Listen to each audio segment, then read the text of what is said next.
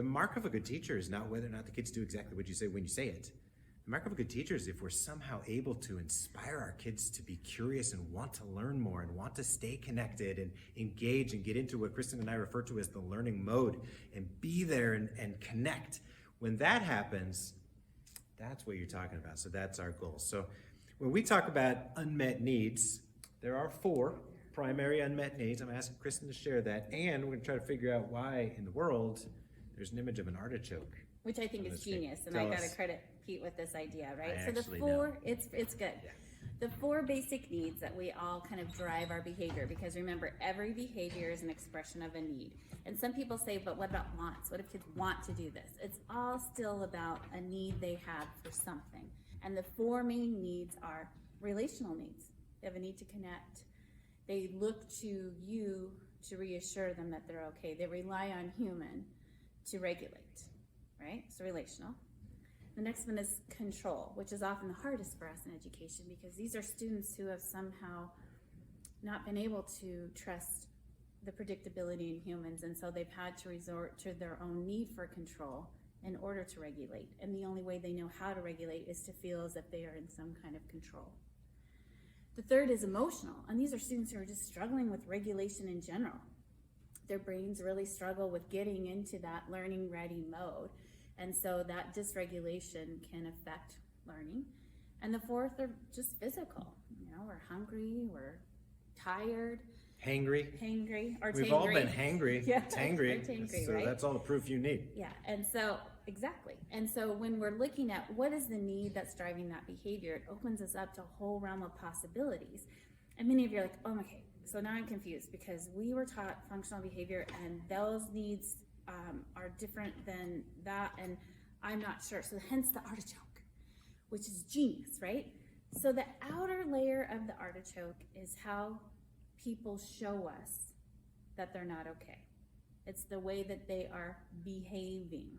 It's how they're showing us that they're not okay.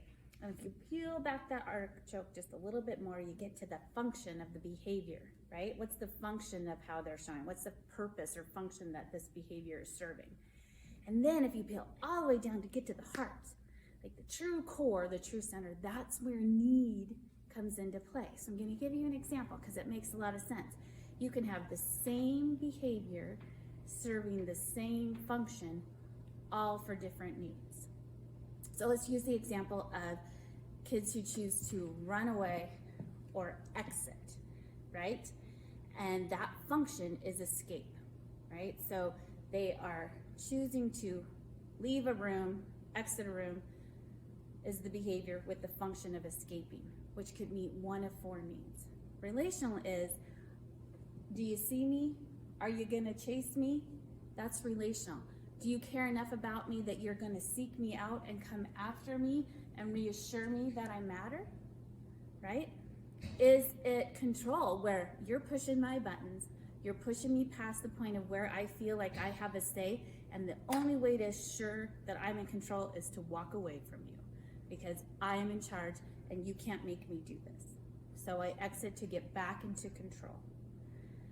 The third is I'm becoming so overwhelmed, right? Like I'm losing my focus. I need to get out just to be able to regulate again, that this is too intense for me, and the only way I can reset to regulation is to get out of this setting and bring my body back. And physical is, I'm just tired, I'm checked out, I can't do it, or I gotta pee, right? So I'm leaving to do that, right? So if we kind of look at it from that perspective, we can start to put our need sleuthing lenses on and what is this person really needing from me in this moment versus getting caught up in how they're asking. And that's brilliant because it does give us a much deeper way of looking at a behavior. So rather than just say, okay, you need to stop running away. Yeah. Well, which okay, would be so easy if that so would work. what do you actually need so that you don't feel like you need to run away anymore to get that need met? That totally makes sense. And as we think about, and as you start to plan for sitting down with your team and talking about kids, talking about behaviors, talking about what's going on, one of the things we certainly would stress is try to make a case in any of these situations, any of the behaviors that you might see for each of the 4 needs. And the more you peel back the layers of the artichoke, the more you're going to see exactly what is going on with the kid and which of those needs is surfacing as the most pressing need in that moment. And that's the one you may want to hypothesize Yeah. is the one that you're going to try to address first.